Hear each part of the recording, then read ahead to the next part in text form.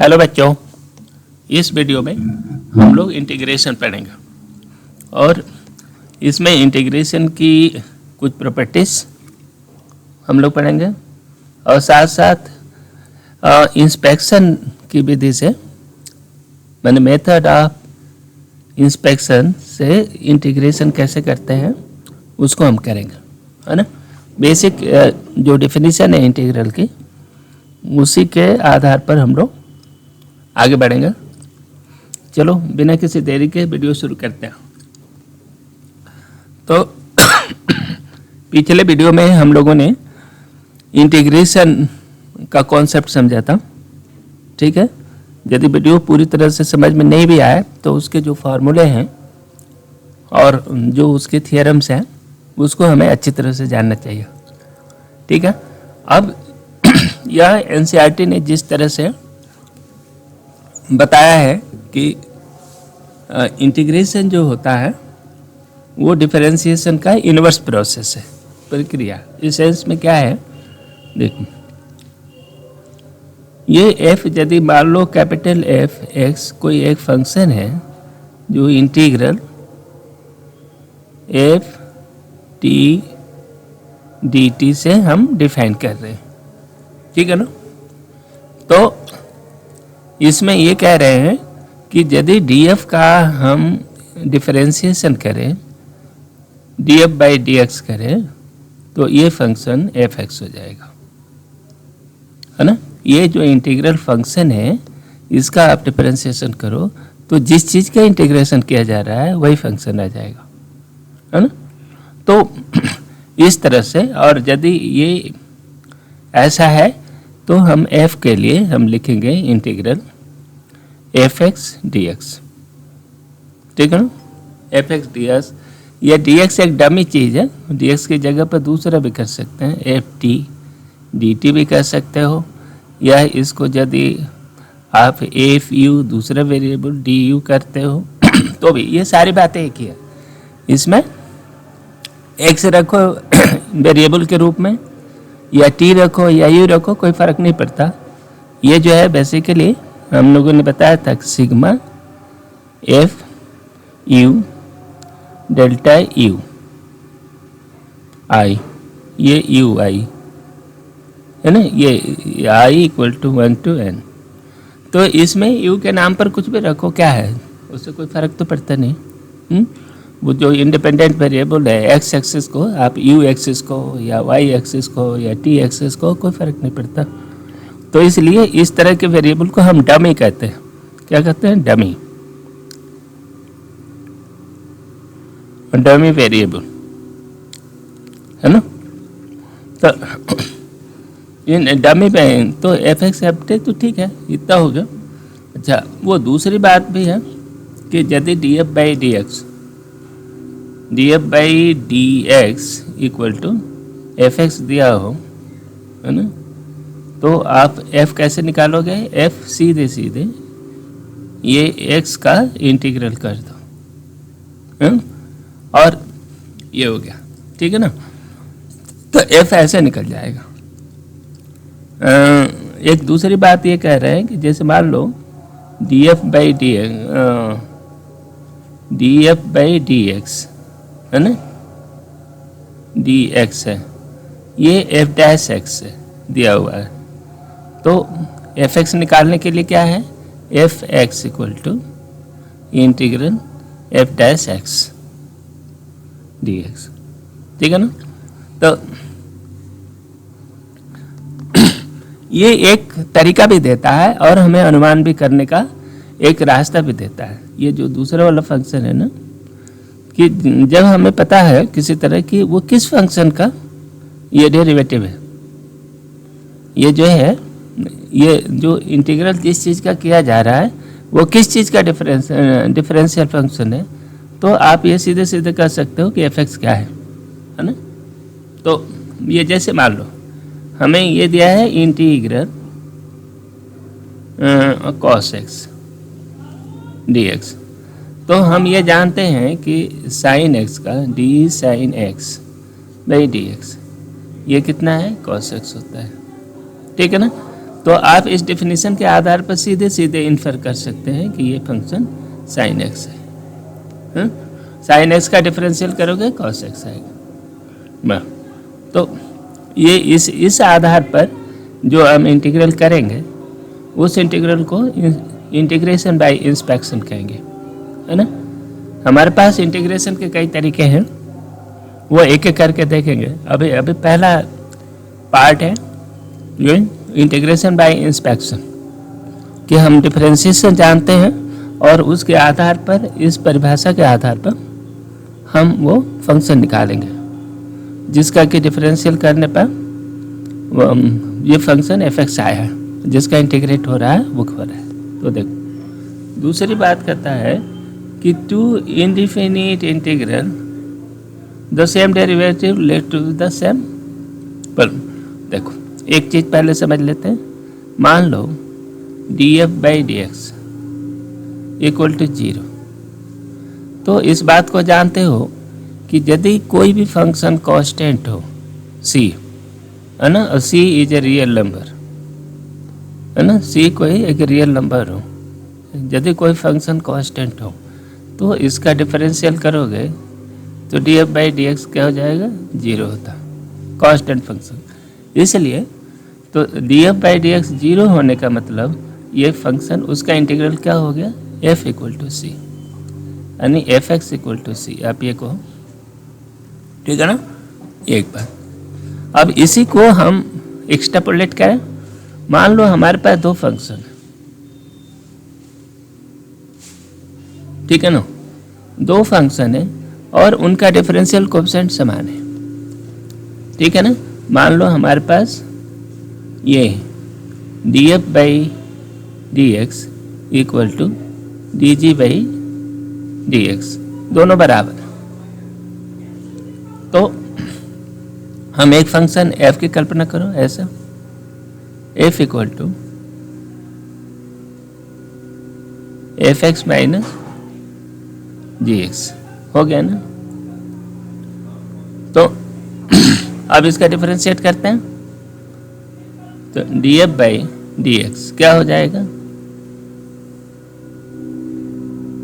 D F x by D x minus D g by D x हो गया। D g by D x ये जो बराबर है इसलिए ये 0 हो गया।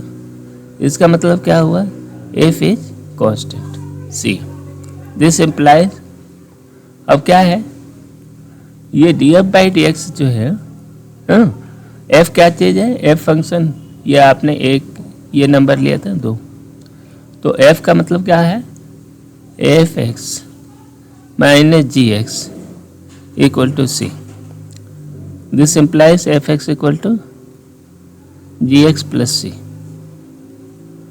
ठीक है ना।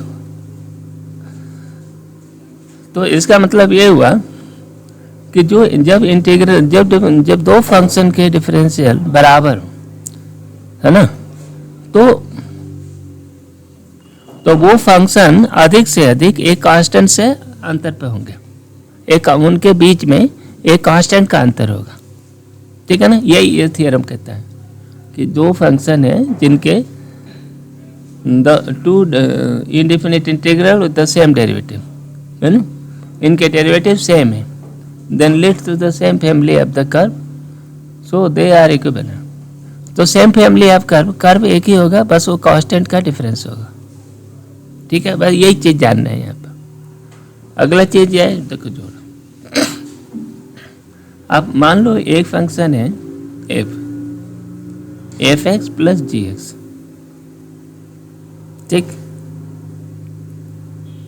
ठीक है ना।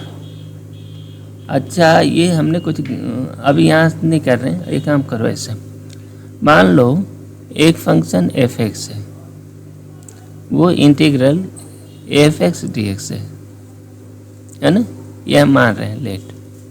दूसरा फंक्शन जी एक्स है, capital G X equal integral G X D X, है ना, ऐसा है। तो अब क्या है, तो ये एक फंक्शन, इनको हटाओ, एच एक्स फंक्शन लो, वो क्या होगा, F X plus G x, इस तरह का कोई फंक्शन है। हाँ, इसको डिफरेंशिएट करो, क्या बनेगा, D H x by D x. ये क्या बन जाएगा, F x and D F by D X plus D g by D X, है ना। ये क्या होता है, D F by D x F x हो जाएगा, हुआ कि नहीं, और ये जी एक्स हो गया। क्यों, ये फंक्शन तो ऐसा ही है ना, परिभाषा से ही आप जानते हो कि इस फंक्शन का डिफरेंशियल करोगे तो एफ एक्स होगा, इसका होगा जी एक्स। ठीक, अब आपने इतना कर लिया तो एच एक्स क्या हो गया, देखो, तो इसका मतलब एच एक्स हो गया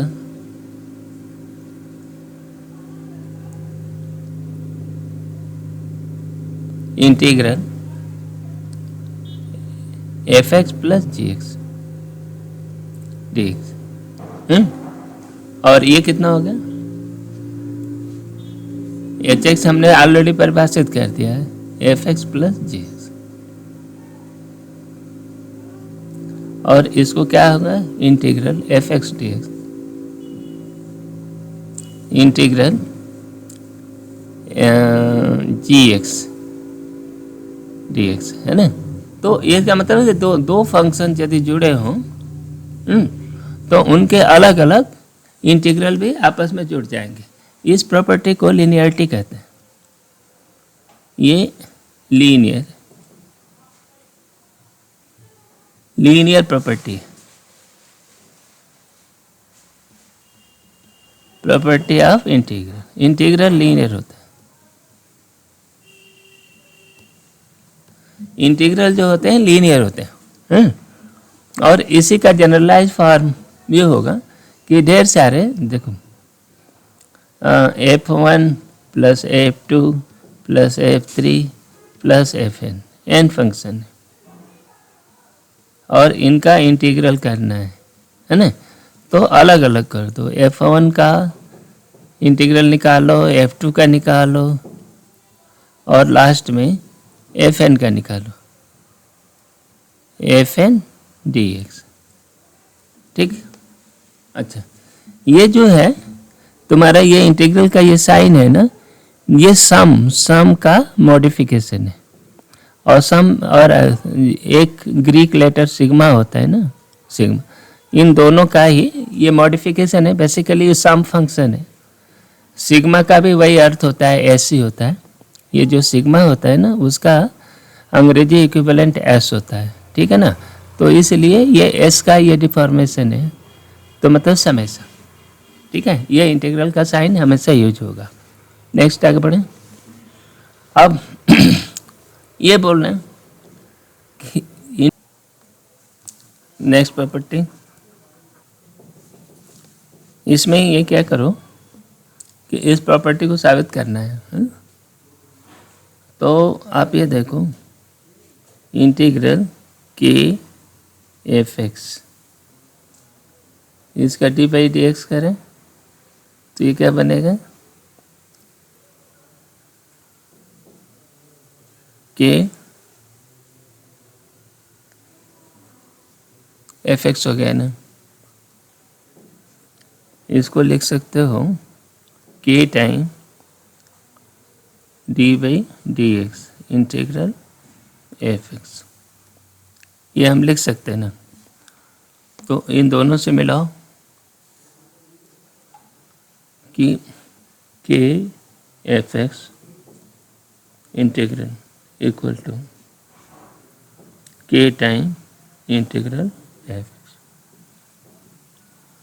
ये कोई बहुत ज़्यादा इम्पोर्टेंट नहीं है ना। इम्पोर्टेंट है, ये प्रॉपर्टी हम लोग देख चुके हैं कि इसमें के का गुणा करके के को इंटीग्रल के अंदर भी कर सकते हो, बाहर भी कर सकते हो, कोई फर्क नहीं पड़ता, ठीक है। ये प्रॉपर्टी है, इन्हीं के आधार पर हम कुछ एक्चुअल इंटीग्रल बाय इंस्पेक्शन हम लोग इंटीग्रेट करेंगे। अच्छा, ये इंस्पेक्शन वाले भी उतने सरल नहीं हैं, आप ध्यान देखो, बहुत ट्रिकी हैं। और इंटीग्रेशन बेसिकली उतना सरल भी नहीं होता, कुछ तो ठीक है, सरल है, लेकिन उतना सरल भी नहीं है, उस पर थोड़ा मनन करने की ज़रूरत पड़ेगी। तो ठीक है, एक्चुअल सवाल पर चलते हैं। तो यहाँ अगली प्रॉपर्टी है ये लीनियरिटी प्रॉपर्टी कि K1 Fx1 K1 F2 Kn ये जो है ना कि ये कांस्टेंट्स के गुणा करने पे और उनके जोड़ करने पर उनको अलग अलग जोड़ वो कर दो, इसको इसी को लीनियर प्रॉपर्टी कहते हैं, लीनियर प्रॉपर्टी। अरे तो इसको हम लीनियर बना सकते हैं।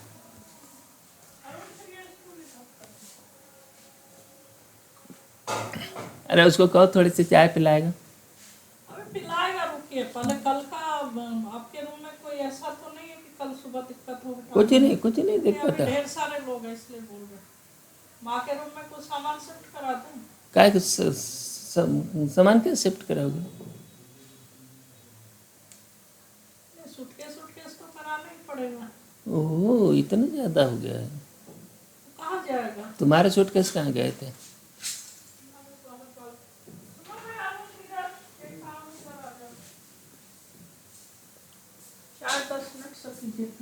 ये देखो ऊपर बहुत ज्यादातर खाली सूटकेस है। दीदी के शादी के समय अरे सवेरे नहीं डिस्टर्ब करोगे? अरे इतना मत पढ़िए, दिन नहीं पढ़ेगा तो क्या हो जाएगा? सुबह फेंका फेंकी सब नानी जी के रूम में वो लाइन से रख दो। लेकिन ये यहाँ है वहाँ है, ये सब तो खाली ज्यादातर, उसमें थोड़े बहुत कपड़े हैं। मतलब गिफ्ट में नहीं मिलते हैं साड़ी वाड़ी पंडित का कपड़ा, ये तो खाली होगा। कुछ गुड़िया ने खरीदी है, मतलब तुम लोग हो ना अभी। सुबह कौन आता है हमारे पास? अब एक कल्याण केस रखता है, साहब तो कुछ करेंगे नहीं। लो हम भी ले जाओ। इधर दो कल का टेंशन नहीं रहेगा। मैं दे रहा हूँ। अरे गिफ्ट में काम आप शादियों में तो जानते हो ना, देना पड़ता है कपड़ा। आप तो मत ठीक बैठे रहिए।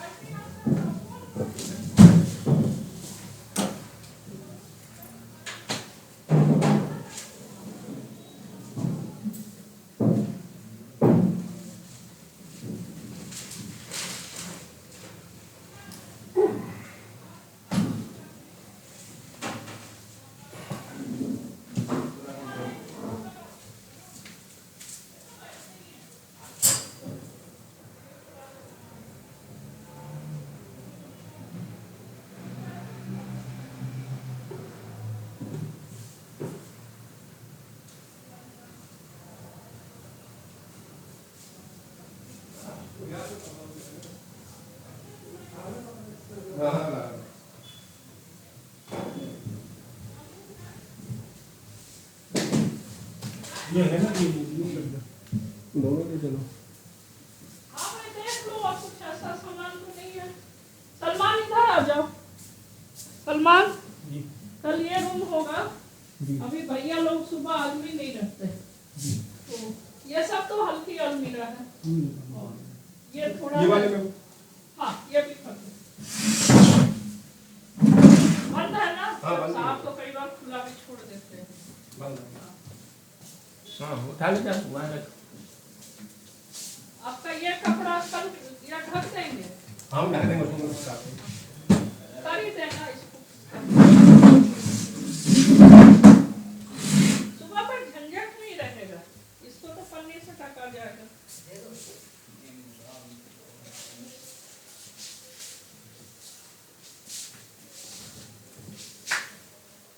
इधर उधर रखते रास्ते में।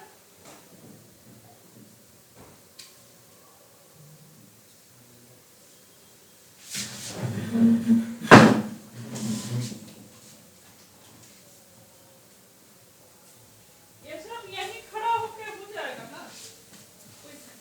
ये अलमीरा में जा सकता है क्या? सब चला जाएगा। कर दो ये अटेंशन तो कर दो। बस ये कहाँ रख दे? देखो तो। अच्छा हम रख दें। ये अटैची कहाँ चला जाएगा? बीच में कर देंगे वो। कर ही देते हैं बीच में। हाँ ये सुनो, छड़ मत हटाओ, एक पर्दा निकाल दो। निकाल दो। रात को इसकी जरूरत नहीं पड़ती। बाकी तो रहेगा पक्का।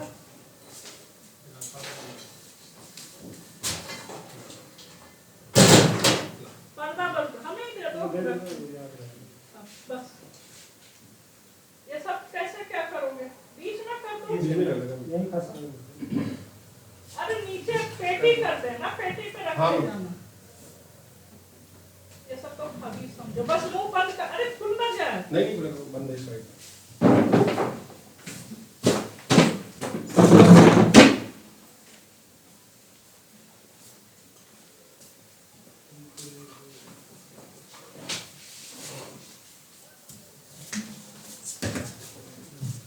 पटले के साथ उठा लो।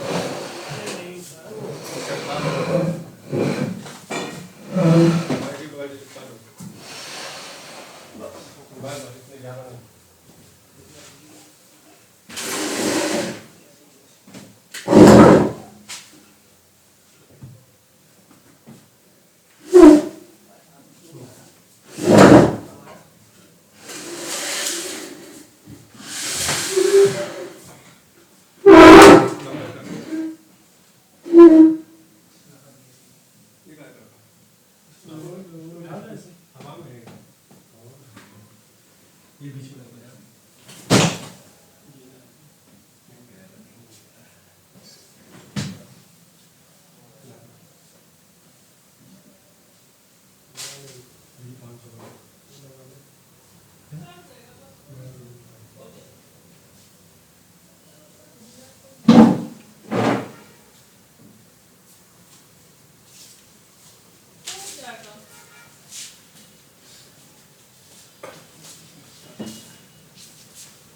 ऊपर से ढका जाएगा क्या?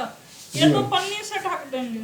हाँ ये वाला साहब लैपटॉप अपना कर लेंगे, जो बंद कर लेंगे। ठीक है ना? और तो कुछ नहीं ऐसा दिख रहा है। नहीं है कुछ नहीं। ये भगवान के फोटो में उतारी दो। वो किताबें थोड़ा थोड़ा खिसका दो। हाँ।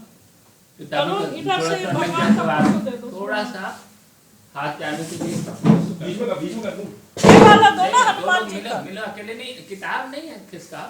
अच्छा किताब से रैक को इधर खिसका। जी सर। नहीं, कम खिसकाने से नहीं चलेगा वो तो। कितना चाहिए?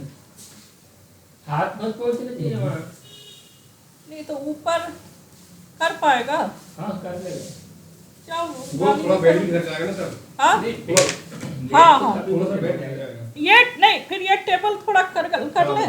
नहीं होगा, हाँ दरवाजा नहीं बंद होगा। नहीं, थोड़ा सा हो जाएगा। आओ धीरज, आधा फीट तो हो जाएगा। तुमसे उठेगा तो है। मैं कर दूं। सरक जाएगा। आप थोड़ी कर रहे हैं। भैया सुबह आदमी नहीं रहते ना, अभी ये लोग हैं मदद करा रहे हैं। खस्ता है थोड़ा सा। जरूरत हो तो सलमान को भी बुला लो। हनुमान वो वैसा होगा नहीं। अरे सबसे अच्छा है मेरे हिसाब सुन लो कि टोकरी में किताब रख के कहीं रख दे। नहीं थोड़ा सा खिसका। नहीं, ये टूट जाएगा, रैक भारी है। थोड़ा सा नीचे से अरे नहीं आएगा भाई, रैक टूट जाएगी। नहीं टूटेगा। फर्श हो गया। क्या है? नहीं, वो रैक के पीछे तो नहीं करा रहे। फर्श खराब हो जाएगा घिसट के। वैसे अरे थोड़ा किताब क्या एक टोकरी में रख दे। सीढ़ी लगेगी क्या? सीढ़ी है ही नहीं ना, तो कल लोहे की सीढ़ी लगवा लेंगे सलमान।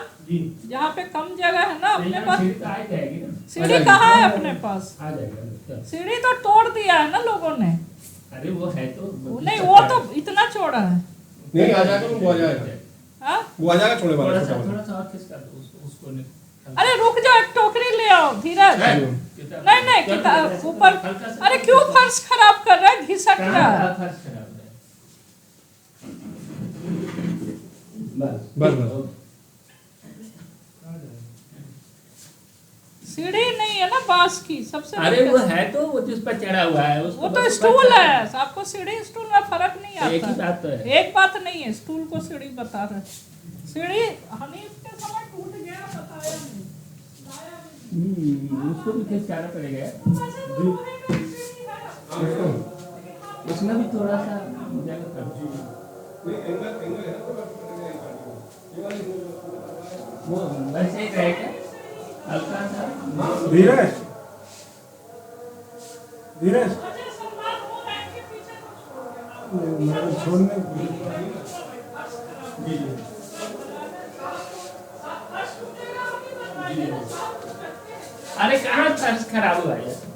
अरे आपको क्या कहाँ घिसा देखो तो वहाँ तुमको ढोलाई से बच जाओगे तो। क्या धूल भी झड़ जाती है। धूल झाड़ लो। कोई चीज टूट हो तो हमको ही बाजार जाना पड़ेगा। आपको ऊपर चौराहे तक नहीं जाते। चलिए हो जाएगा आपके से।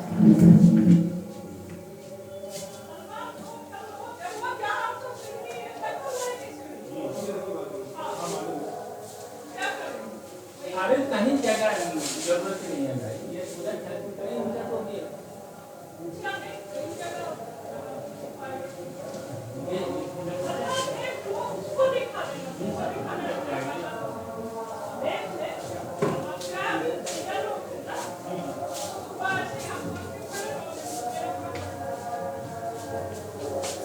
क्या फंसा ये सब तो खिसक जाएगा कभी भी। ये तो हल्के किसके शादी कर रहे हैं भगवान आगे बढ़ा। मैडम चिल्ला अरे मैं करूँ तो यार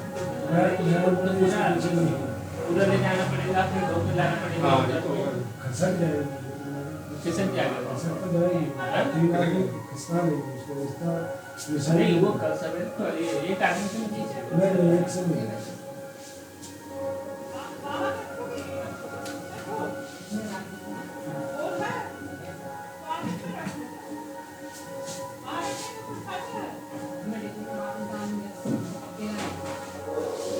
देख लो सामान तो कुछ काम नहीं कुछ है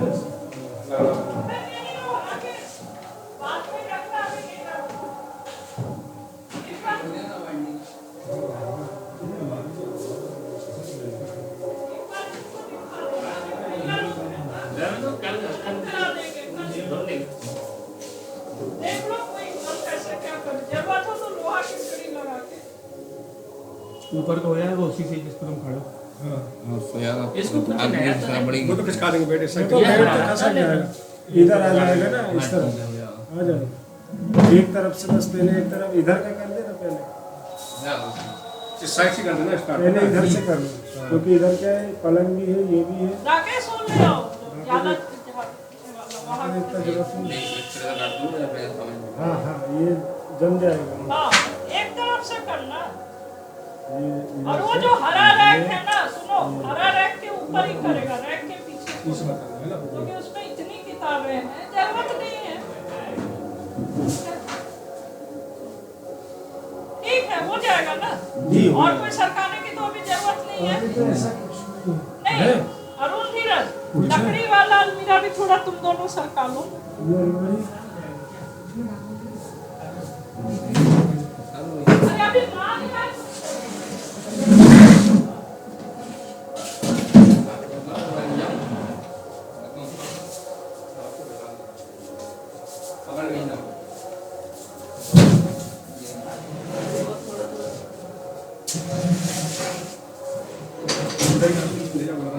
अरे वो पत्थर निकलेगा तो वो बंद नहीं होगा नहीं।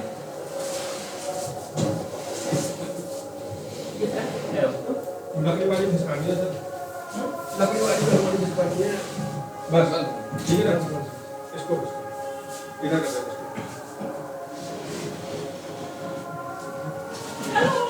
अरे यहाँ होता है। ये और तुम्हें का घर ये है। पीछे क्यों धीरज, हाथ रख के। हाँ चुहा था ना राकेश ये झाड़ू लगा उठा लेना और कचरा भी है क्या? पछड़ा है ना चुहे का घर बना हुआ है। हाँ पकड़ी का बस अरे घर बनाया हुआ है। झाड़ू से पूरा उठा लेना। नहीं यार अकेले अभी था, अभी वो फैमिली लाता और कचरा भी है वहाँ। है। कचरा है झाड़ू लगेगा झाड़ू कर दे ले ले ये ले आए।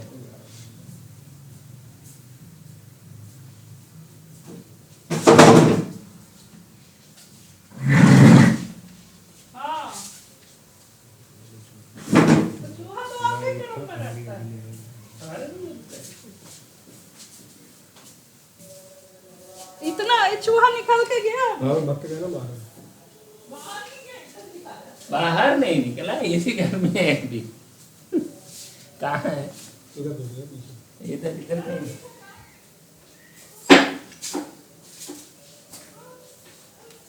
ये इसको जाने दो।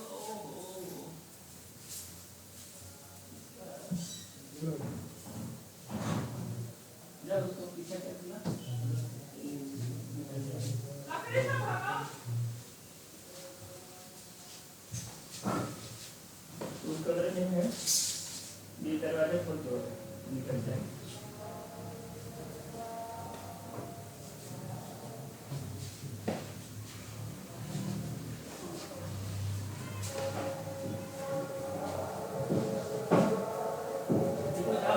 और सुन तो वो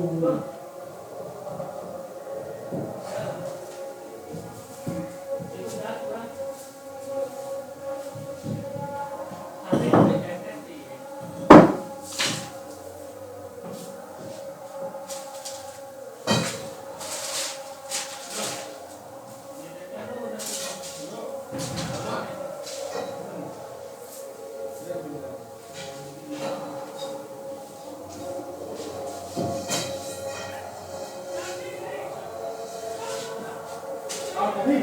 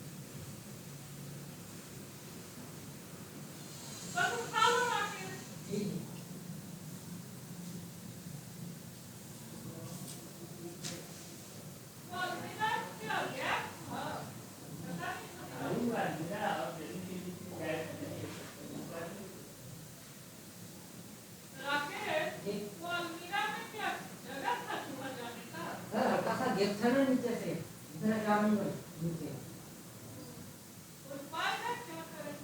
वहाँ घर में बनाए।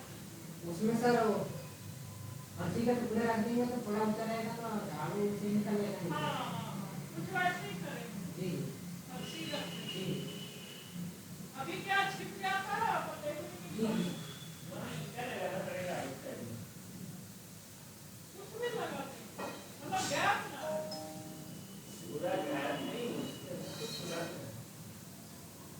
अरे जाने का रास्ता बंद करना पड़ेगा।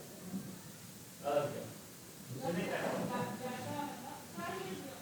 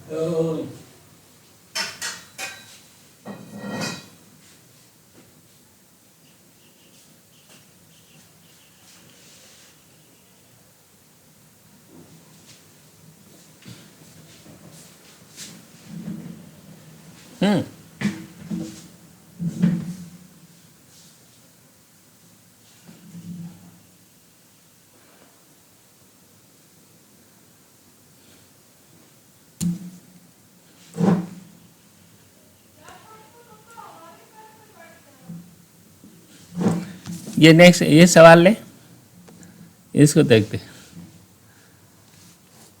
इन फंक्शंस का इंटीग्रेशन निकालना है, ठीक है ना। तो पहला काम इसको देखो, ये वाला लेते हैं cos 2x। तो आप जानते हो क्या, d sin 2x है? और इसका dx करो तो ये क्या बनेगा 2 cos 2x, ठीक है ना।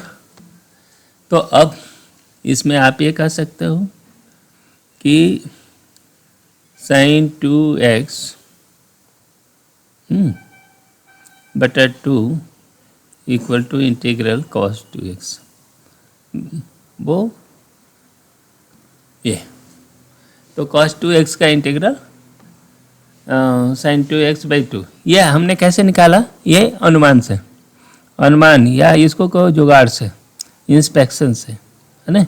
इसी चीज़ को कहते हैं इंस्पेक्शन, बाय इंस्पेक्शन, कि आप डिफरेंशियल जानते हो और डिफरेंशियल से वो फंक्शन निकालो जिसका डिफरेंशियल ये फंक्शन आ जाए, है ना, जिसका डिफरेंशिएशन करने पर ये फंक्शन आ जाए, तो वही आएगा ना।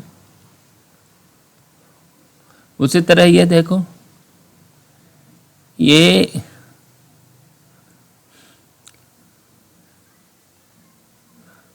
तो इसका फार्मूला तो हम लोगों ने बनाया है ना, देखो dx पे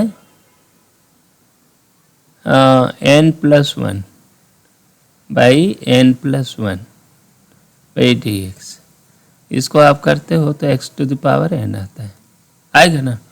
तो इसका मतलब इंटीग्रल x⁴n dx जो होगी वो कितनी हो जाए?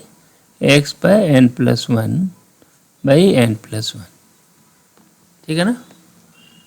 तो अब इनका देखो, ये जोड़ है, तो इनका देखो इंटीग्रल 3x² + 4x³ dx, है ना। इसको निकाला तो दोनों का अलग अलग करें, इंटीग्रल 3x² प्लस इंटीग्रल ये dx 4x³ dx, ठीक है।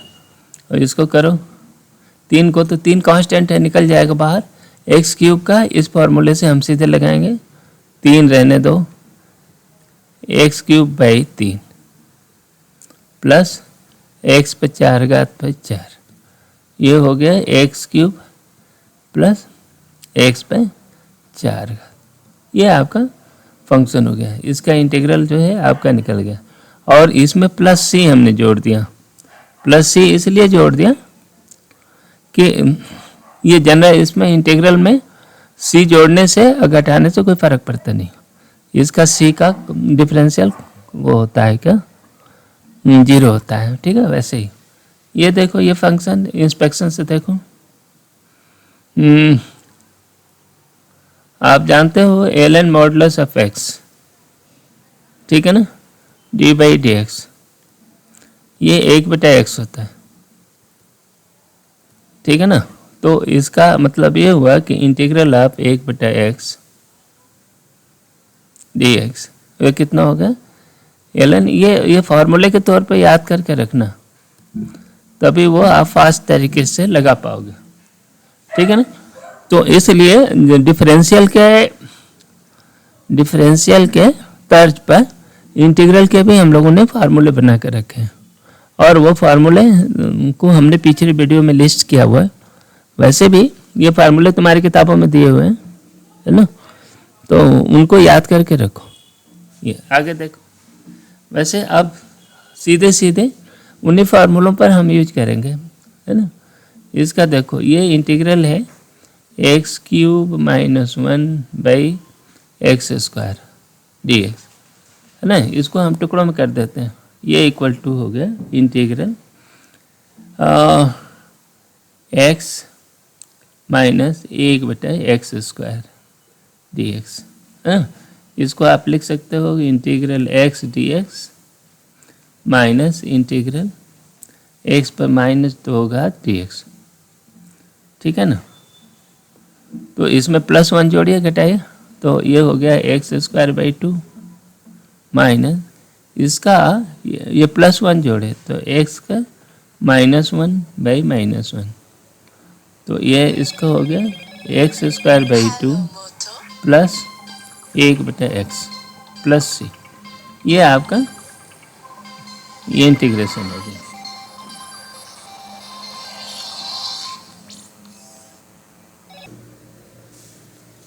ये अगला देखिए, यहाँ पर क्या है, x पर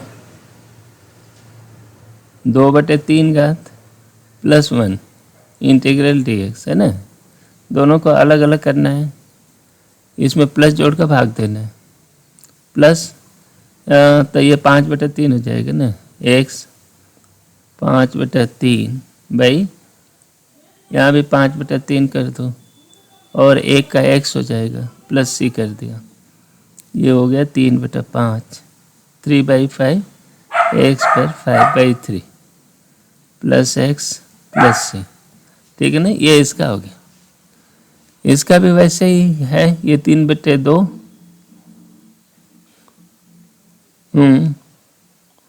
तो ये 3 फंक्शन है, देखो इंटीग्रल 3/2 प्लस 2e पे x घात माइनस x इनवर्स dx है ना, ये इंटीग्रल।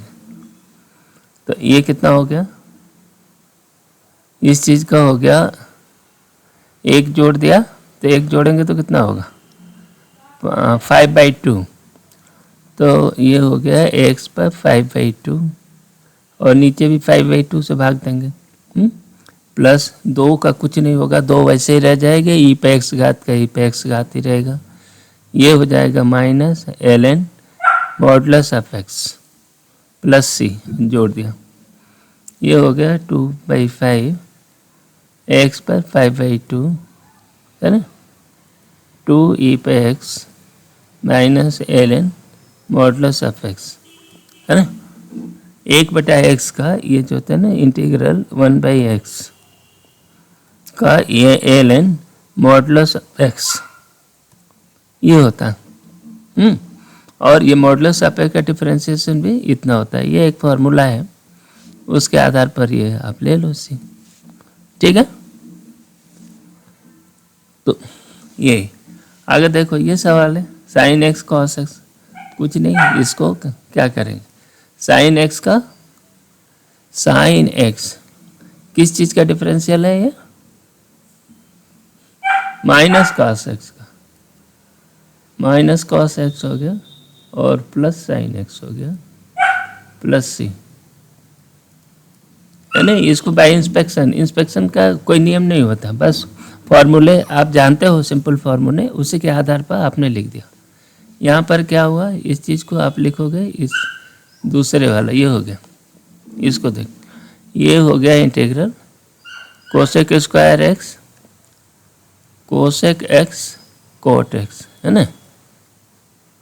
अब ये दिख रहा है, अब ये फार्मूला आप यहाँ लगा सकते हो, ये कोसेक है तो ये हो गया माइनस कोट एक्स, है ना, ये जो है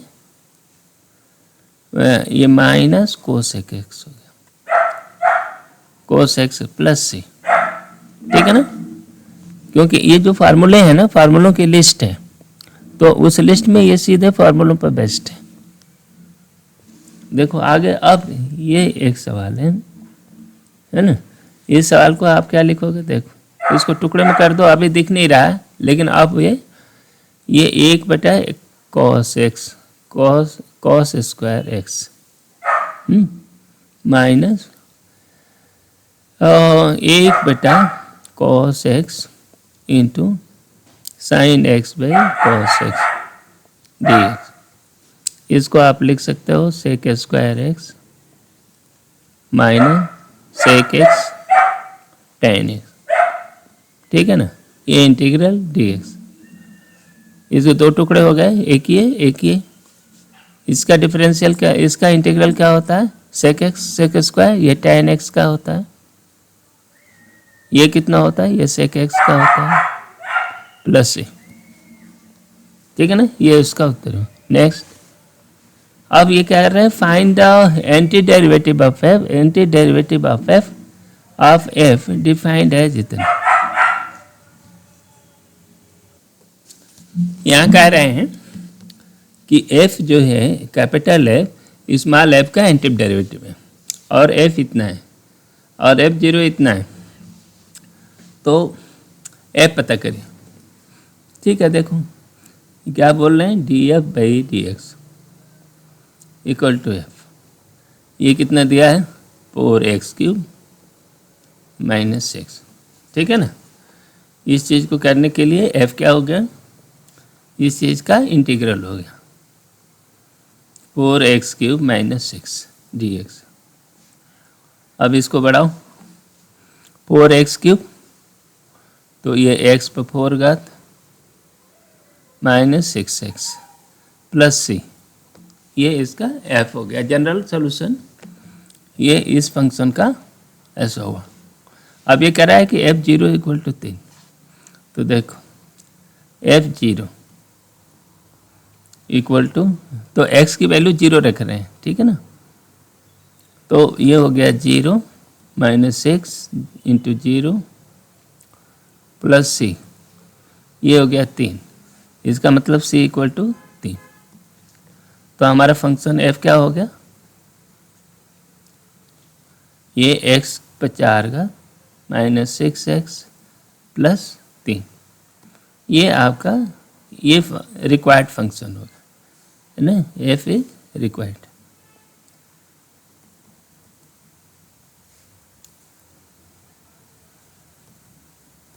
यही चाहिए था, ये पूछ रहे हैं कितना है, ठीक है।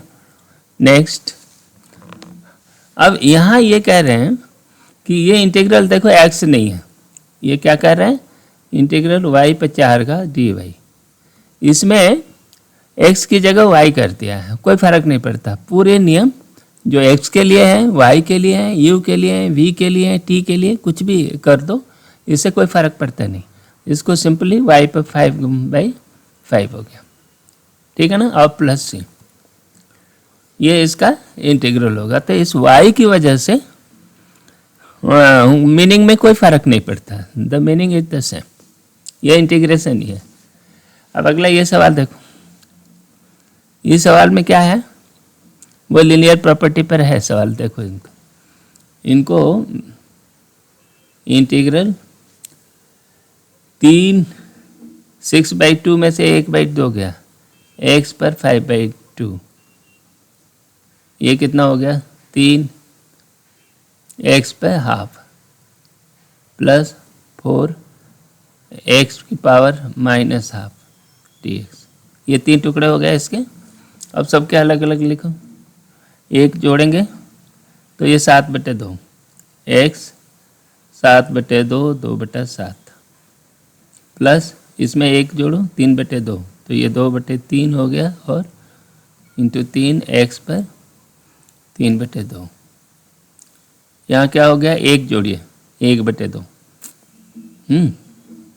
1/2 हो जाएगा ना, तो ये हो गया 8 x पर 1/2 प्लस सी। तो इसका फाइनल उत्तर हो गया क्या, सब में जितना आ गया 2/7 x पर 7/2, 3 गया प्लस 2x पर 3/2 प्लस 8√x प्लस सी, ये हो गया। हाँ, बिल्कुल वैसे ही ये टुकड़े टुकड़े कर दो, अलग अलग कर दो। x-1, इसमें क्या है, x-1 एक फैक्टर है, तो देखो क्या हो गया, इसको हम लिख सकते हैं integral x minus x square x-1 plus x-1 by x-1, ठीक है ना, dx। इस चीज़ को देखो x-1 एक फैक्टर है, निकल गया, तो ये बच गया x² प्लस 1, भाग दे दिया इंटीग्रल डी, ये भी कर सकते हैं, है ना। और ये क्या कर लिया, लेकिन ऐसा करने में देगा उसको आपको दिया रहेगा x is not equal to 1, है ना, ये दिया होगा, तब ये क्या होगा x³ प्लस x प्लस सी। आगे देख, इसका ये इसको 2 टुकड़े कर दो, सिंपल है, ये √x माइनस x पर x√x dx, इसको हम क्या कर देंगे 2 नहीं, ये 1/2 है ना, तो 1 जुड़ेगा तो 2/3 x पे 3/2, और ये 3/2 है, यानी x पर 3/2 है, एक जुड़ेगा तो 5 हो गया, तो x पर 5/2 हो गया, है ना, या और ये हो गया 2/5 प्लस सी। ठीक है, आगे बढ़े। ऐसे ही है, ये जो सीधे फार्मूले पे है, बहुत ज़्यादा अनुमान भी नहीं है, ठीक है। और उससे बन गया तो बन गया, नहीं अगला कोर्स देखेंगे। लेकिन ये इसमें जो सवाल रखे हुए हैं वो जनरली ये सवाल इसी रूल पर लगेगा। ये सबसे प्रिमिटिव है तरीका, सबसे आसान तरीका है। इस तरह बन गया तो बहुत ही बढ़िया।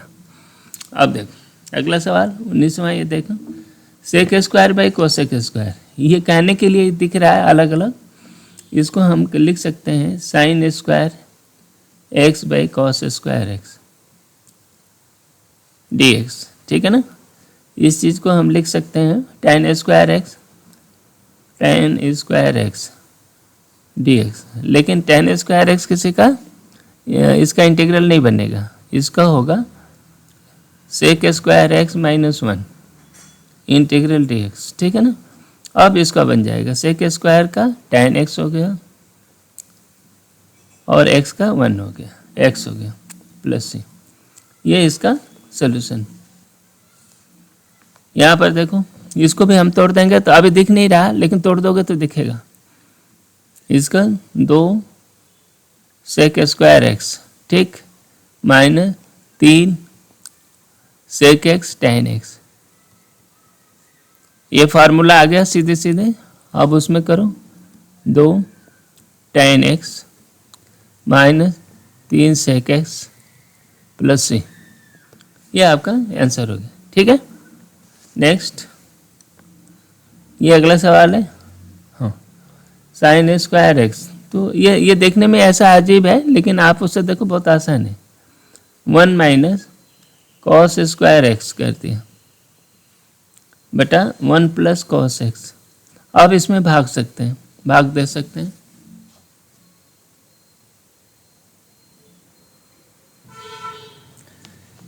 इसको देखो, इसको आप कह सकते हो 1 माइनस, तो 1 माइनस कॉस एक्स बच गया, 1 प्लस कॉस एक्स जो इसका फैक्टर है वो ख़त्म हो गया। इसको आप लिख सकते हो एक्स और माइनस कॉस एक्स का माइनस कॉस एक्स का साइन एक्स होता है प्लस सी। ये आपका फंक्शन होगा। यहाँ पर देखो ये ऑलरेडी टुकड़े कर रखा है, सेक स्क्वायर एक्स ये दिया है, तो इसका सेक स्क्वायर एक्स का tan एक्स है, सीधा फार्मूला माइनस कॉट एक्स, ये प्लस सी। ये फार्मूले पे है, फार्मूले अलग अलग करो, ये जोड़ की वजह से घबराने की कोई बात नहीं, बस इसका इतना ही है। नेक्स्ट देखिए, इसमें ये जो सवाल दे रहा है ना, ये जोड़ करके कॉम्प्लेक्स कर दिया है, इनको अलग अलग करो, ये स्पष्ट हो जाएगा। इसका ये देखो, ये पहला वाला पार्ट को अलग करें, ये दूसरे वाले पार्ट को अलग करते हैं। तो इंटीग्रल देखो sign x by cos square x minus cos X by sine square x, ये हुआ डी एक्स। इसको आप ये कह सकते हो, इसको सेक एक्स tan एक्स, ये क्या है minus cosec x cot x, यही ना। और इनका इंटीग्रल करना है, अलग अलग करो इनको। ये tan एक्स हो गया और ये हो गया माइनस कॉट एक्स, तो माइनस कॉट एक्स और ये माइनस पहले से है तो प्लस कोसेक एक्स, नहीं ये सॉरी ये सेक एक्स है, फॉर्मूला मैंने गड़बड़ लगा दिया। ये जो है ना ये सेक एक्स का है, सेक एक्स का है, और ये माइनस माइनस कोसेक एक्स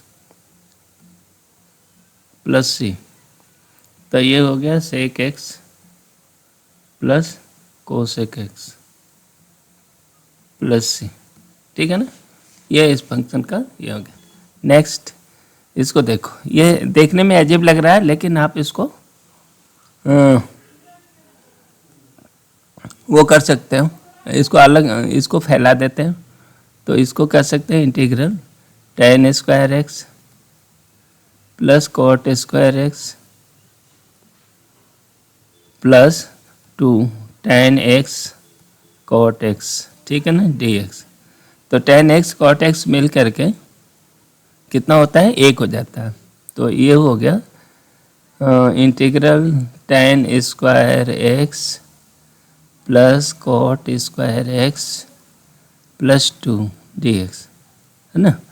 अभी tan square x plus 1 sec square x होता है ना,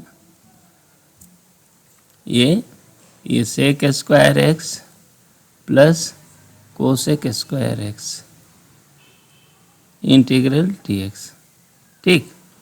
तो sec स्क्वायर x का ये tan x हो गया और ये माइनस cot x हो गया प्लस c, ये आपका आंसर। क्योंकि tan का नहीं होगा तो इसमें एक जोड़ करके sec बना दिया।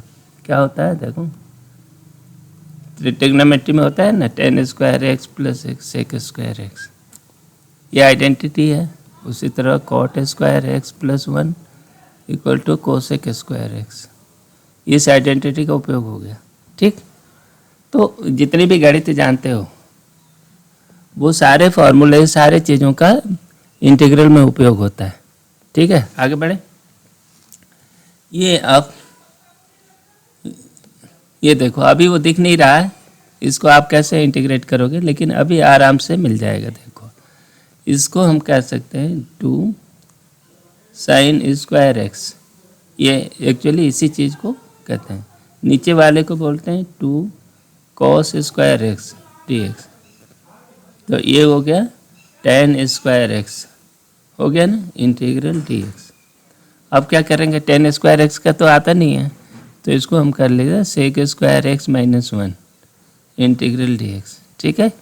अब ये हो गया tan x minus x plus c, ये आपका इसका इंटीग्रेशन होगा। नेक्स्ट, अब ये एक सवाल है। अब ये सवाल थोड़ा टिपिकल है लेकिन आप लगा सकते हो। देखो इसको एक काम करते हैं, 1 प्लस कॉस एक्स का गुणा कर देते हैं।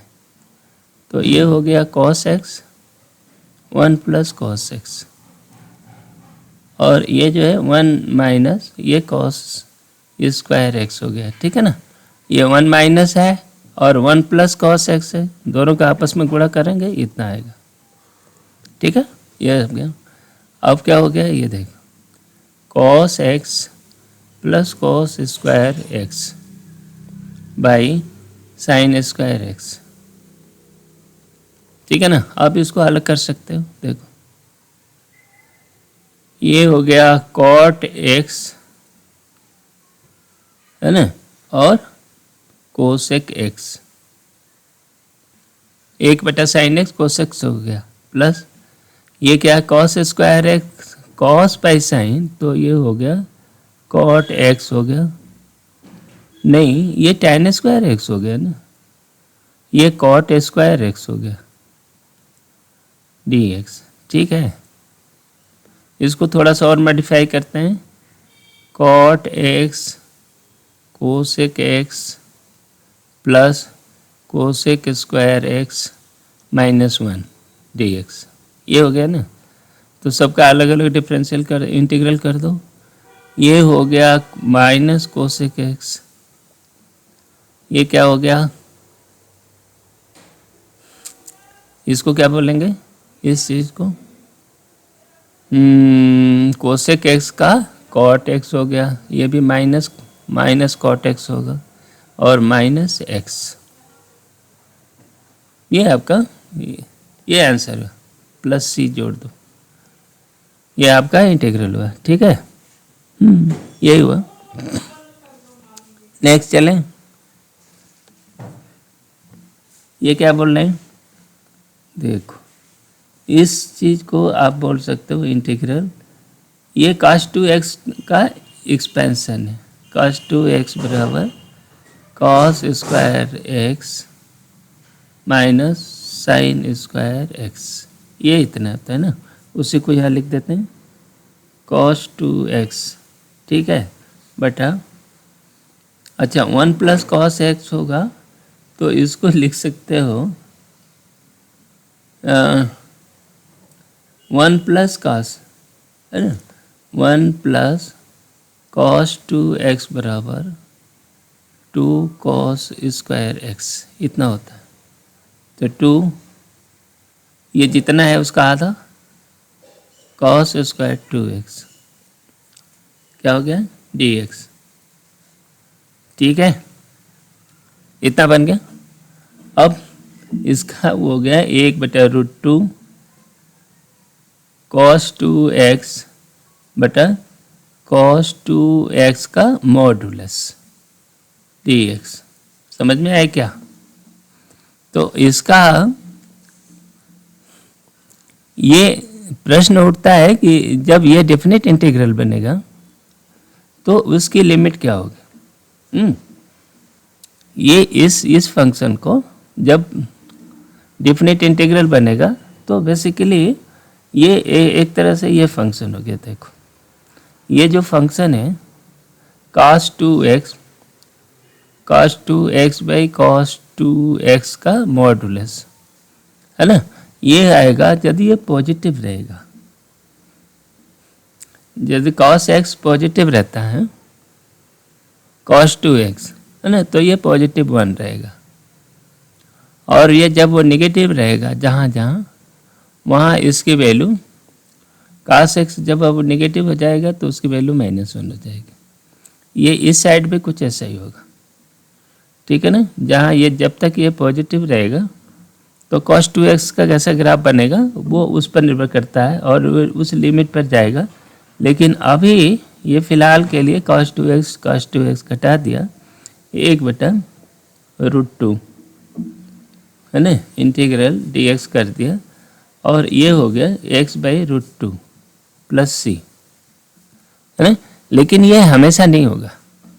जब डिफिनेट इंटीग्रल के रूप में आएगा इसका एवेल्यूएशन, तो फिर तो ये वैल्यू को आप अपने हिसाब से जमाना पड़ेगा, आपको ग्राफ बनाना पड़ेगा और उसको इवेलुएट करना पड़ेगा। ठीक है, कि ये जैसे इन्होंने कहा, देखो एक्चुअली cos 2x कैसे जाता है, cos 2x, चलो ये पाई की बात करें, पाई, और यहाँ पर π/2 होगा, यहाँ π/4 चाहिए, ये π/3 π/4 हो गया। ठीक है ना। cos 2x की वैल्यू जो है cos 0 पर 1, ये ऐसे आएगा।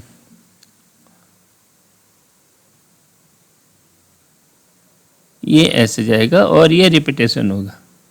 तो अब ये देखो cos 2x by modulus of cos 2x, cos 2x का मॉडुलस, है ना। इसका आप इस फंक्शन का आप ग्राफ बनाओगे तो देखो ये π/4, यहाँ पर 3π/4 हो गया और ये पाई आ गया। ठीक है, तो इसमें हो गया 1, यहाँ भी हो गया 1 और ये नीचे हो जाएगा -1 और ये आ गया -1। समझ में आई? और यदि आपको ये कह दिया कि cos 2x, है ना, इस फंक्शन का आप इवेलुएट करना है और इंटीग्रल इसी फंक्शन को 0 से 2π के बीच में करें, 2π के बीच में करें, है ना, cos 2x by √2 modulus of cos 2x, है ना, ये dx, ऐसा करें तो फिर इसकी वैल्यू 0 आएगी। इस फंक्शन की 0 यदि ऐसा आएगा तब 0 आएगा। तो वैसे तो इस चैप्टर के लिए तुम्हारा इतना काम x/2 ठीक है, लेकिन x/2 से डिफिनेट इंटीग्रल इवेलुएट करोगे तो ये आएगा नहीं। ये फंक्शन जो है कंटिन्यूस फंक्शन नहीं है, उटपटांग फंक्शन है ना, तो उसका इंटीग्रल भी उतना सिंपल नहीं आएगा, बेसिक प्रिंसिपल से अलग तरीके का आएगा। लेकिन जब इस सवाल को ये 0 से 2π के बीच में इवेलुएट करने के लिए देगा, जैसा कि हमने बनाया है, तो फिर इसका उत्तर 0 ही आएगा। ठीक है, आगे देखो, ये फंक्शन है, इसको हम सीधे सीधे ये 1 प्लस कॉस एक्स का गुणा करो, 1 प्लस कॉस एक्स का गुणा कर दिया ऊपर, और ये नीचे बन जाएगा 1 minus cos square x D x. इसी चीज का 1 प्लस कॉस एक्स का ऊपर और नीचे में अंश और हर डिनोमिनेटर और न्यूमरेटर में हमने गुणा कर दिया।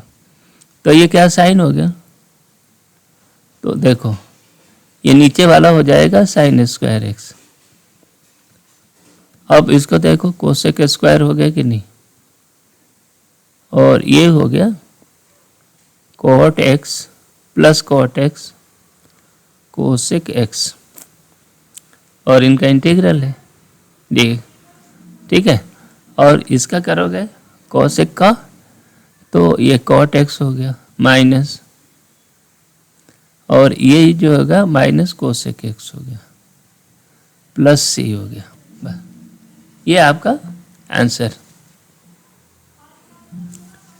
ऐसा ये सवाल है, इनमें क्या है, इसमें एक इंस्पेक्शन ये करना है कि sec square minus tan square x एक होता है, तो इसका वही इसका लॉजिक है। देखो इंटीग्रल टेन एक्स, नीचे वाले को हम एक बना देते हैं, sec x minus tan x by ये 1 हो गया। ये सेक स्क्वायर एक्स, ये जो है हमारी आइडेंटिटी है, sec square x minus tan square x equal to 1। बस इसका उपयोग करो। अब ये भी अलग अलग हो गया, क्या हो गया, टेन एक्स सेक एक्स, ठीक है ये तो चल जाएगा, माइनस टेन स्क्वायर एक्स हो गया। ठीक, अभी इससे हमारा काम नहीं चलेगा, थोड़ा सा और मॉडिफाई करना पड़ेगा। ये देखो टेन एक्स, ये हो गया सेक एक्स, और टेन स्क्वायर एक्स को हम लिख देंगे sec square x minus 1 d x. अब ये अब कर सकते हो, 3 टुकड़े हो गए, tan x sec x minus sec square x plus 1 d x. ये अब इनको अलग अलग कर लो, ये सेक एक्स हो गया, सेक एक्स का माइनस टेन एक्स हो गया, ये देखो सेक एक्स का टेन एक्स माइनस पहले से ही है, प्लस एक्स हो गया प्लस सी। ये आपका आंसर।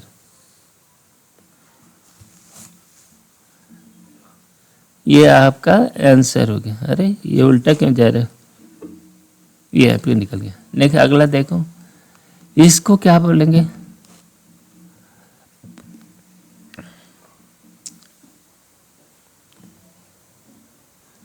इसको भी कुछ करते हैं, देखो वैसे ही जैसे अभी तक ये करते आए हैं, इसको हम करेंगे 1 माइनस कॉस 2x बटा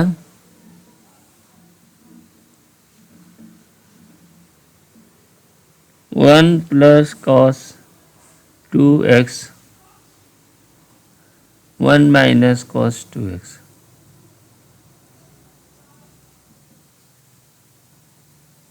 ठीक है,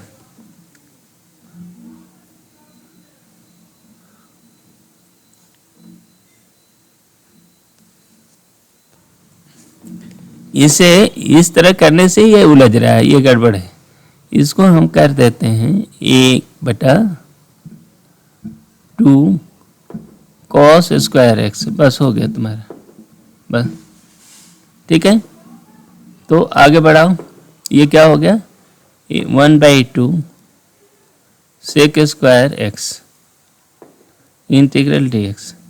1/2 से कोई फर्क नहीं पड़ता, ये टेन एक्स हो गया प्लस सी, बस यही है। यहाँ पर क्या है भाई, इसको एक काम करो, ये टेन इनवर्स है, इसको 2 साइन एक्स कॉस एक्स कर दिया, और नीचे हो गया 2 कॉस स्क्वायर एक्स, यहाँ डी एक्स कर दिया। ठीक है, ये बन गया। अब इसको आप सरल कर सकते हो, tan इनवर्स 2 से 2 कटा, ये tan x हो गया, tan x हो गया, ये dx हो गया, और tan inverse tan x x हो जाता है dx। इसका हो गया x² प्लस सी, है ना। ये इतना दिख रहा है लेकिन इसका उत्तर बहुत छोटा। उसी तरह यहाँ देखो, cos इनवर्स cos x हो जाता है, ठीक है ना। लेकिन यहाँ पर साइन है, तो और दूसरी चीज़ ये है कि साइन x को cos के पदों में कैसे लिखोगे। इसको लिख सकते हैं cos π/2 माइनस x, ऐसे आप लिख सकते हो। बिल्कुल यही काम हम यहाँ करेंगे। तो ये इन दो आइडेंटिटी का उपयोग करो यहाँ, integral cos inverse cos π/2 minus x, ये साइन x हो गया dx। ये क्या है, π/2 माइनस x हो गया dx। अब यहाँ पर देखो π/2 into X minus x² plus C, ये उत्तर होगा। ठीक, आगे बढ़े। ये देखो, वैसे ये बिल्कुल वही है, ये tan 2 tan x by 1 plus tan² x, ये बराबर होता है sin 2x। ये आइडेंटिटी है, बिल्कुल वही काम हुआ। तो ये हो गया integral sine inverse sin 2x, ठीक है। ये dx हो गया, ये हो गया 2x dx, ये हो गया x² प्लस सी, ठीक है। 1/2 आएगा, कट गया। अब ये एक सवाल है इसका, ये सवाल को एक तरह से लगा चुके हो लेकिन फिर भी लगा लो। तो आप इसको क्या बताओगे, इसको आप लिख सकते हो integral a² tan² x plus b² cot² x plus 2ab। क्यों, tan x और cot x का गुणनफल 1 हो जाएगा, ठीक है, dx। यही तो हुआ। अब इसका इंटीग्रल होगा नहीं तो सेक में बदलना पड़ेगा, तो 1 जोड़ना घटाना, तो ये हो गया a² sec² x minus 1 b² cosec² x minus 1 plus 2ab dx, है ना। ये अब ये a² है, ठीक है। अब देखो a² से फर्क नहीं पड़ता, इसमें जो टर्म्स है देखो, a² है, ये b² है, ये 2ab होगा। तो इनका ये बन गया a² tan x, किसका, sec² का ही तने का, इसका कोसेक का माइनस b² cot x हो गया। क्या हो गया, अब यहाँ a² है, ये b² है, plus integral minus a² plus b² minus 2ab dx। ये क्या हो गया, a² tan x b² cot x, इस चीज को a माइनस b का square minus a minus b का स्क्वायर x प्लस सी, ये आपका आंसर। नेक्स्ट, अब ये क्या कह रहे हैं, इस सवाल को लगा चुके थे क्या, ठीक है। इसको वैसे कहो, ये बेसिकली है cos x 1 minus cos x कर दिया, और नीचे हो जाएगा 1 माइनस cos² x, ये बन गया ना। अब इनको अलग कर देते हैं, ये साइन स्क्वायर एक्स हो गया, cos X by sine square x minus cos square x by sine square x D x. ठीक है, तो ये क्या हो गया, कॉट एक्स कोसेक एक्स, ठीक, minus cot square x D X. इसको करोगे माइनस कॉट एक्स, नहीं ये cos, minus cosec X minus cosec X हो गया। ठीक है, कोसेक, और ये integral cosec square x minus 1, ये करना पड़ेगा ना इसको डी एक्स। तो ये हो गया माइनस कोसेक एक्स प्लस इसका इंटीग्रल हो गया cot x plus X plus C. ठीक है ना, ये यदि ये साइन रहे दोनों ओर तो उसका भी ऐसा ही होगा। यहाँ पर क्या है देखो,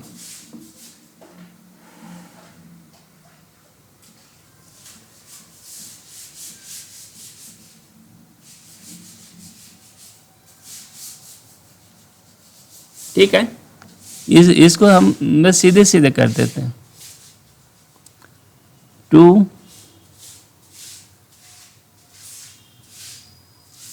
साइन स्क्वायर एक्स बाई 2 नीचे 2 cos square x by 2 integral d x. ठीक है ना, इसका integral tan square x by 2 d x. ठीक है, इसको हम लिख सकते हैं sec square x by 2 minus 1 d x. अब ये 1/2 है, 1/2 को एक्चुअली क्या है, ये tan x बाई 2 होना चाहिए, लेकिन इसका डिफरेंशिएट करके देखो D x by D x, ये क्या हो जाएगा, सेक स्क्वायर एक्स बाई 2 तो आएगा, लेकिन इसमें 1/2 भी आ जाएगा। ठीक है ना, तो इसका मतलब ये हुआ कि integral of sec square x by 2 d x ये हो गया 2 tan x बाई 2 हो गया। ठीक है ना, अभी एक आगे का आगे सब्स्टिट्यूशन, तो उसका उपयोग करके इसको आसानी से हल करेंगे, लेकिन अभी तो फिलहाल ये सोचो कि हम अनुमान से ये लगा रहे हैं। तो ये हो गया 2 tan x बाई 2, ये सिंपल tan x बाई 2 नहीं है, 2 है, और माइनस एक्स प्लस सी, ये आपका इंटीग्रल है। नेक्स्ट अगला सवाल लेते हैं। इसमें ये कह रहे हैं कि एफ डैश बराबर इतना इतना दिया है, F1 इतना दिया है, F2 इतना दिया है, Fx निकालो।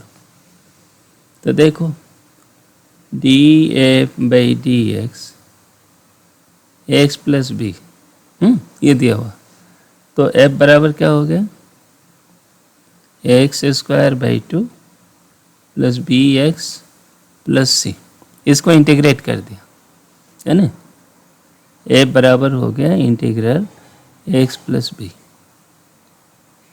ये हमने कर दिया, इतने को करना था। ठीक है ना,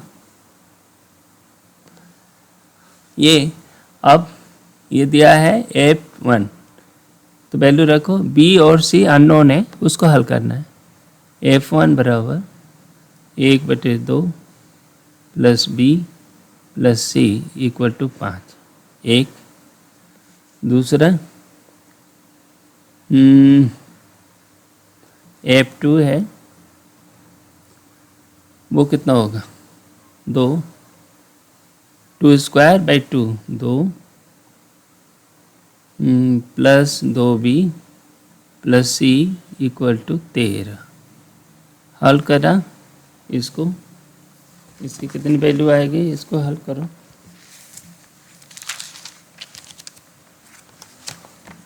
इसको हल करते हैं तो b बराबर आ रहा है b बराबर 13/2 और c बराबर -2 आ रहा है। ठीक है ना। तो इसका सलूशन हो गया ये f(x) बराबर x² 2 ठीक प्लस b आ गया 13/2 x -2। ठीक है ना। अब ये रख दो तो आ जाएगा।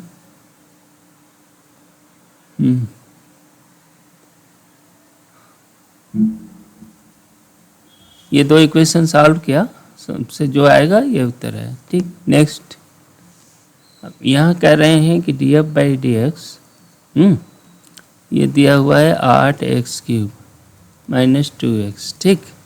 अब इसका मतलब f क्या हो गया, ये इंटीग्रेट करो 8x³ - 2x dx। ठीक है।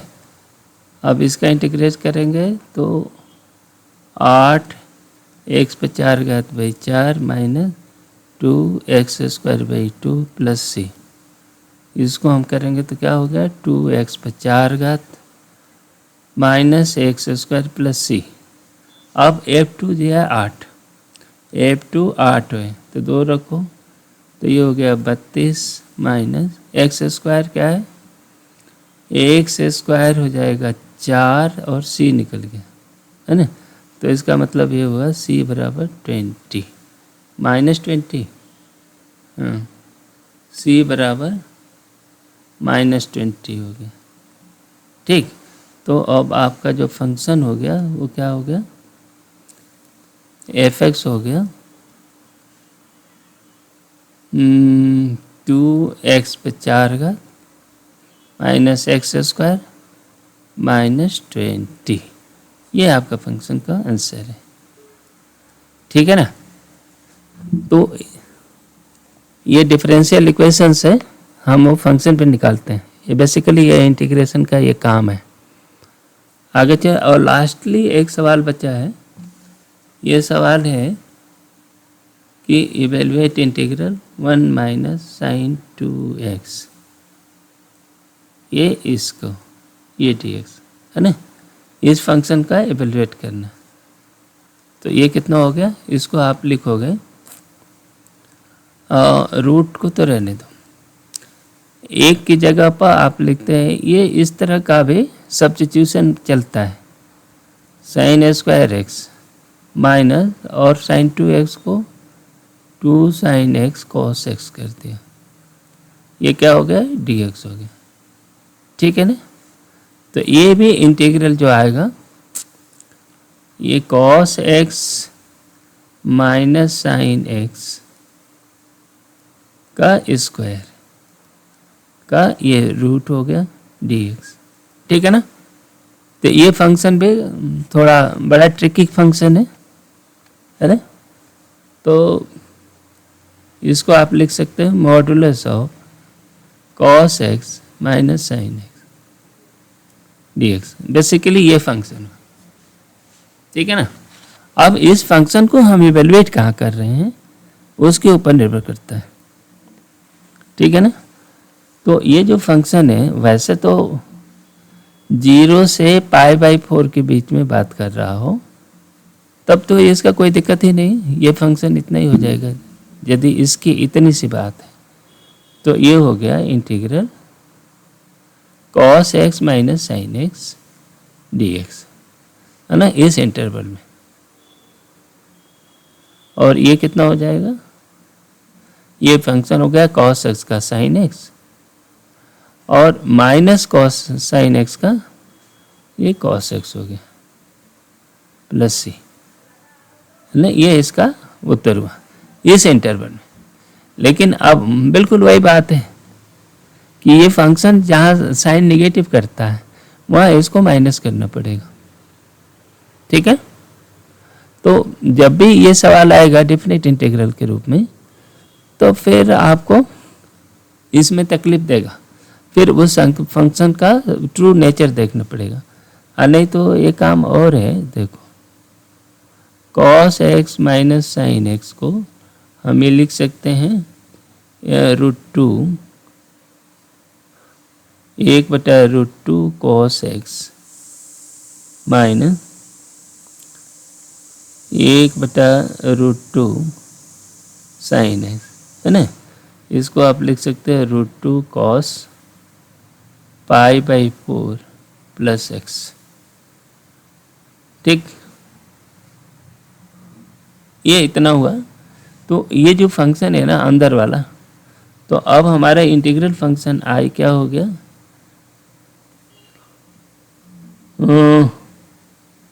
√2 तो अंदर ही हो गया ना।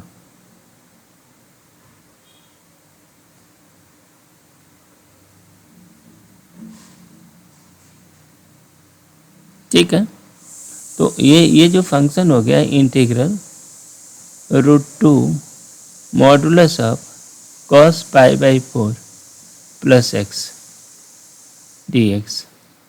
ठीक है ना।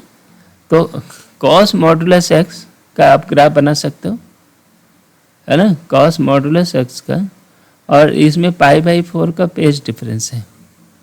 तो cos 0 पर ये √2 होगा, ये माइनस π/4 पे यहाँ रहेगा।